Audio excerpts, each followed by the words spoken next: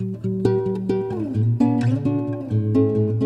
there, so I'm Jessica Pacino with the Lincoln Real Estate team at Barrett Sotheby's, and I'm here with Rick Renna, who is the Vice President and Senior Loan Officer with Blue Hills Bank here at the Concord office. And Rick is going to help us understand a little bit about this dilemma that we have found some buyers in, especially with a listing that we've got that's wonderful, that's got a ton of interest. But a lot of buyers are unable to make an offer because they have a house to sell. In years past, bridge loans were a common way to bridge the gap between the house you want to move into and the house you are currently in. But since that's not an option, Rick's going to help us understand a little bit about what options there are for buyers in this situation.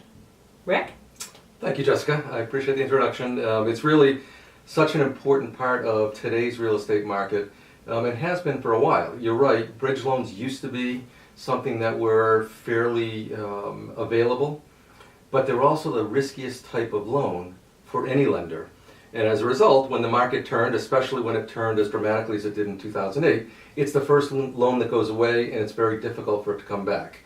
However, this is not the kind of market, and hasn't been for many years, where sellers are going to be willing to accept contingencies, much less a sale of home contingency.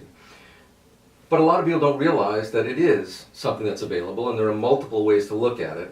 I've always tried to look at the entire financial picture for a buyer in this type of situation, so that they can first off understand that it may be available. That will help them be able to make offers that aren't requiring the contingency, but also give them a better understanding of what it means to be able to be in that position in a way that isn't risk-free, but not so risky that it's unfathomable. And the way to do that really is with looking at multiple options. It's not just the traditional bridge loan idea, but it's looking at an entire financial picture. What does your asset portfolio look like? Are there ways to capitalize on other things than making a loan against the property you're purchasing? Are there loans available that can be accessed for down payment funds in a short-term way that allow you to access funds tied up in the home that's being sold to be able to use as down payment? How do you qualify for that, first and foremost? And then once you're qualified, what's the best way to do it? And it really takes kind of that in-depth, deep dive into one's financial picture to make sure first that they qualify, and then what's the best way to do it. So the key is getting in early to understand that. And when you're done, you first of all understand what's available. You have the ability to go in and make that offer without a sale of home contingency, to put your best foot forward, knowing that the short-term situation is something that is doable, and that you can tolerate. And like anything else, when you plan for the worst-case scenario, you significantly increase the likelihood of achieving the best-case scenario.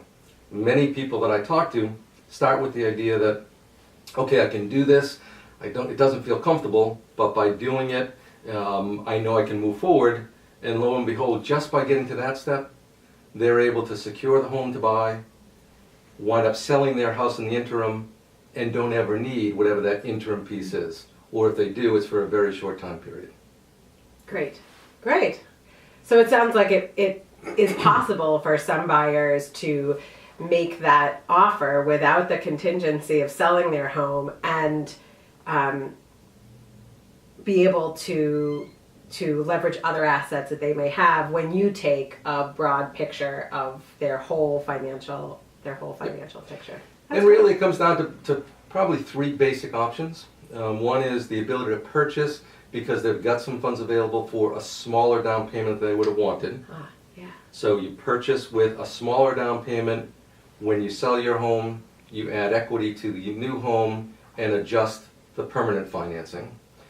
Sometimes that's a combination of a first mortgage and a second mortgage on the house being purchased. That allows you to pay off the second and keep the long-term financing in place. Other times it's the ability to borrow from an asset portfolio, whether it's an investment account or even a retirement account, that by borrowing against, you don't incur any tax or penalty obligation, but you're able to access those funds on a short-term basis that can then be paid off. And then we also, despite the fact that bridge loans are pretty unavailable right now, Blue Hills Bank does offer a unique blanket loan program that's very similar to bridge loan financing, but with some very specific differences that make it unique and allow people to potentially qualify in ways that bridge loan financing wouldn't allow.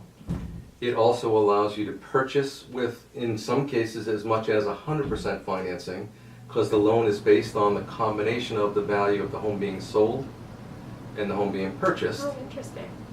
with a loan that's at a competitive rate, that when you sell the home being sold and apply the equity of the home that you purchased, the loan is then re-amortized, so you essentially wind up with the same loan amount and long-term payment you would have wanted had your current home sold first.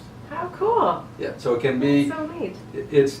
there are those options available that in every situation is unique, but the ability to look at one's entire financial profile and say, okay, here's the fallback of what you qualify for, here are some other options, let's talk to your financial planner and look into the ability to borrow against an asset account, or find a way to piece it together. And every once in a while, family help can be a bridge for that blanket loan as well. We'll look at all those options.